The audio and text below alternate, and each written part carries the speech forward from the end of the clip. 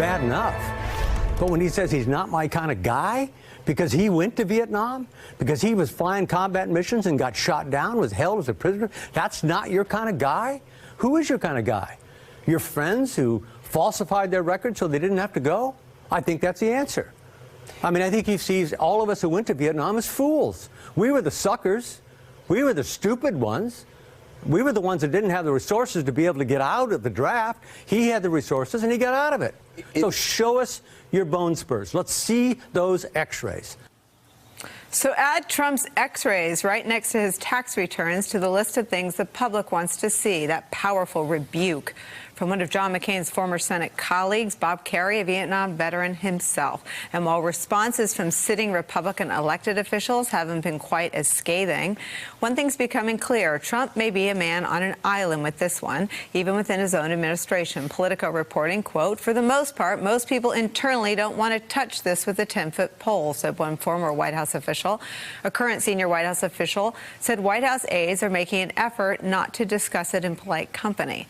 Another current White House official bemoaned the tawdry distraction. "It does not appear to be a great use of our time to talk about George Conway or dead John McCain. Why are we doing this? Because you work for a lunatic." Joining the conversation, national political reporter for The Washington Post and MSC political analyst Robert Costa. I offered a theory. What's yours? Why are they doing this? There's all those examples you just listed of Republicans gently walking away from President Trump's comments. But based on my reporting today, the reality is quite different. Sure. Is there some grousing and grumbling among Republicans about the president's comments? Yes. There's also widespread acceptance. If you turn on Fox News or go to different outlets on Twitter, different conservative personalities, they're saying President Trump has a point. And the Republican leadership, in their statements, they're not calling out the president by name, only praising Senator McCain. It underscores the president's continued power in this party. Robert Costa, it's maddening for people with souls and consciences, but what is the sort of reality check when the president loses the room like he did at the event yesterday? Is anyone stepping up to challenge him in a Republican primary in 2020? He lost the room in the sense that some people in the military audience were unsettled. They were silent. But most people in the Republican Party, my top sources, Republican officials, they say the president is someone who's so popular and has the base in his hands that they don't see any political cost for him at this moment within his own party. And in a general election, he has such a base-centric strategy. He may alarm general election voters, but he retains that Republican base.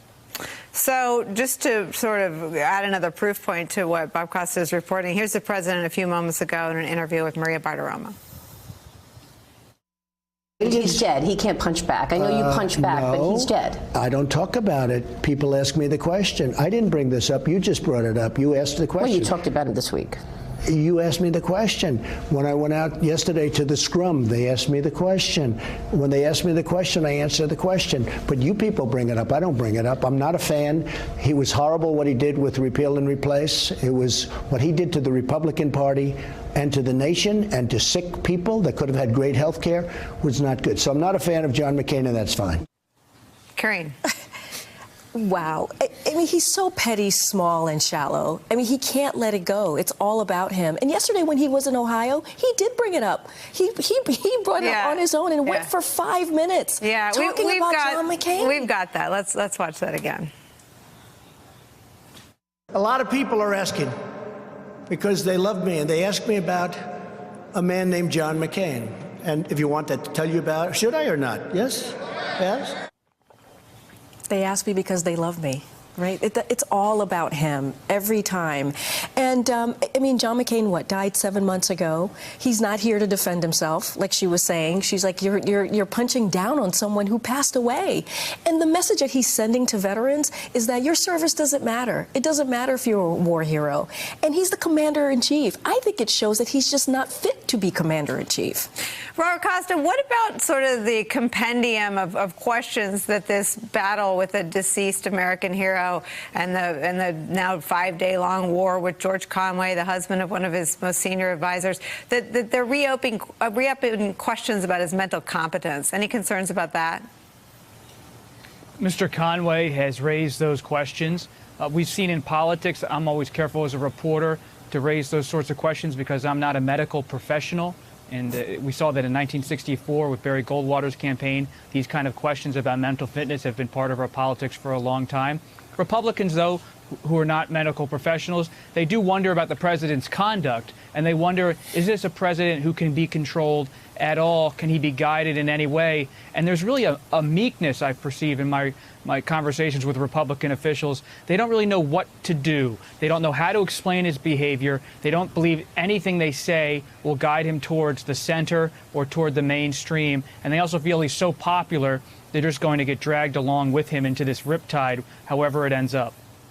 It's so interesting, Jonathan Lemire. When Bob Corker was in the Senate, he made an effort to raise this issue. He actually held a hearing to try to limit the nuclear authority and powers of the American president. He talked about the White House as adult daycare. He questioned Donald Trump's fitness and capacity to serve.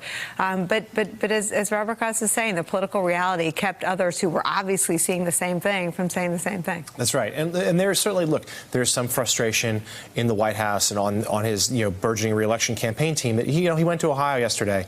We're at the early stages of the reelection. Ohio is obviously a key state for him. It's about an event to tout the economy, manufacturing, his support for the military, and instead all the headlines are about John McCain. So yes, there is some consternation in the building about that, but there is, as Bob said, an acceptance. Nothing's going to change. This president, he is exactly the same guy who came down the escalator in Trump Tower in June of 2015, and honestly, the same guy that from years and years prior to that who perpetuated birtherism and so on. He's not going to change. He's not going to grow into the moment. He's not going to alter it. He might be on his good behavior for a couple weeks, which he was in the final fortnight of the 2016 campaign. He largely stayed on message, but those moments are few and far between.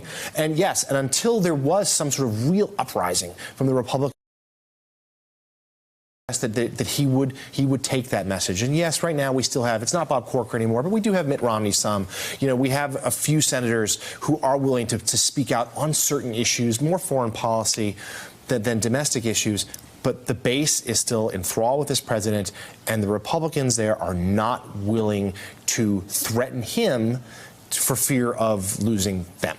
Robert Costa, the way this has sort of hurt the president is the insider accounts, the anonymous op-ed in the New York Times, the details provided to Bob Woodward and your colleague in his book, Fear, Fire and Fury. I mean, the way these manifest themselves, as Bob Woodward says, the truth emerges. They are sort of due for another kind of inside hit. Any concerns that people inside disapprove of this conduct? There's always people inside who voice disapproval, yet let's be real. They still choose to work there, whether it's on the campaign or inside the White House. So private complaints really only go so far in any realm of life. You either choose to be there or you choose to go, depending on someone's conduct. What I do see is real concern, Nicole, about possible obstruction of justice findings by Robert Mueller. That report is on the horizon. They think the fights with George Conway, the fights with the late Senator McCain, those are distractions. The real conduct they're worried about is whatever Mr. Mueller may have found. Tell me more about that. Is that based on public reporting about former White House counsel Don McGahn spending more than 30 hours? Is that based on any sort of indication that they have from the Justice Department about what will be in this report? It's based on their conversations with friends, former officials who have been witnesses, who have been interviewed by Robert Mueller and his team. That's their only window into the Mueller investigation, talking privately to the lawyers who are familiar with the conversations Mueller has had with different witnesses.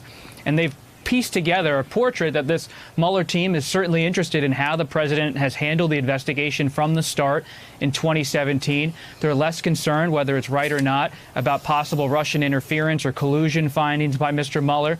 But the president's actions with the attorney general at the time, Jeff Sessions, his tweets about Robert Mueller, the different exchanges he has had privately, those all have the antenna up inside of the White House. Could those be a political problem if they're detailed?